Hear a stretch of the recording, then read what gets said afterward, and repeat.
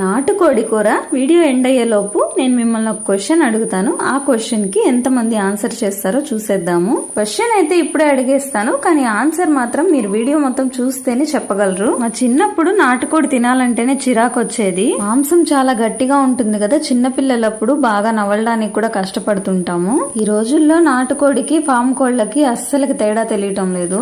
ఇంట్లో పెంచుకున్న కోళ్ల మాంసం అయితేనే గట్టిగా ఉంటుంది. షాప్ లో కొన్నామంటే నార్మల్ చికెన్ కి దీనికి అస్సలు తేడా తెలీదు. సో నా క్వశ్చన్ ఏంటంటే, నాటుకోడి అనగానే రెండు రకాలు ఉంటాయి కదా, పుంజు ఇంకా పెట్ట. ఇప్పుడు నేను కుక్ చేస్తున్న ఈ మాంసము పుంజుదా లేదా పెట్టదా అనేది మీరు చెప్పాలన్నమాట. మేబీ తెలిసిన వాళ్ళు ఎంతమంది ఉంటారో తెలియని వాళ్ళు కూడా అంతమంది ఉండొచ్చు కదా. ఏమంటే చిన్నప్పటి నుంచి చూస్తూ ఉన్నాం కాబట్టి మాకు తెలుస్తుంది. చూద్దాం ఎంతమంది కామెంట్ చేస్తారు. నాటుకోడి పులుసు చేస్తున్నప్పుడు ఇలాగా సూప్ తాగడం ఎంతమందికి అలవాటు ఉందో కామెంట్ చేయండి. జలుబు దగ్గు ఉన్న వాళ్ళకి ఈ సూప్ మంచి రిలీఫ్ ఇస్తుందంట. సో విలేజెస్ లో ఉన్న వాళ్ళు కూర వండుతున్నప్పుడు చాలా మంది అలవాటుగా తాగుతూ ఉంటారు. మీలో ఎంతమందికి ఇలా సూప్ తాగడం అలవాటు ఉందో కామెంట్ చేయండి. ఒక్కలో క్వశ్చన్ అని చాలా మంది కనిపిస్తూ ఉండొచ్చు.